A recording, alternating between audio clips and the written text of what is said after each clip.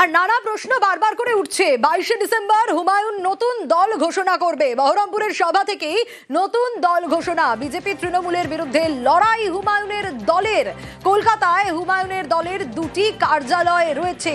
এখনো পর্যন্ত যে আপডেট পাওয়া যাচ্ছে তাতে হুমায়ুন কবির 22শে ডিসেম্বর নতুন দল ঘোষণা করবেন। বহরমপুরের সভা থেকেই নতুন দল ঘোষণা করবে হুমায়ুন কবির।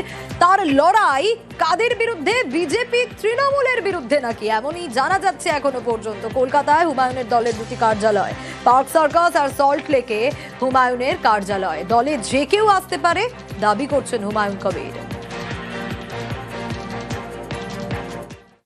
আমি এই দলটা করব না, এই দলটাকে হারানোর জন্য আমার দল হচ্ছে হুমায়ুন কবিরের দল। তার সঙ্গে যে সহকারী দল থাকবে, যারা বিজেপির বিরুদ্ধে লড়তে চায়, যারা টিএমসির বিরুদ্ধে লড়তে চায়, তারা আগামী দিনে নির্ণায়ক শক্তি হিসেবে বিধানসভায় আসবে।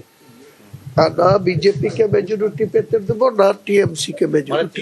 আমার সবার জন্য দুয়ার খোলা। আমার একটাই টার্গেট, বিজেপিকে ক্ষমতায় না আসতে দেওয়া, তৃণমূলকে ক্ষমতাচ্যুত করা। 22 তারিখে ওয়েট করুন, 22 তারিখে একটার পর একটা বাউন্সার মারা হবে।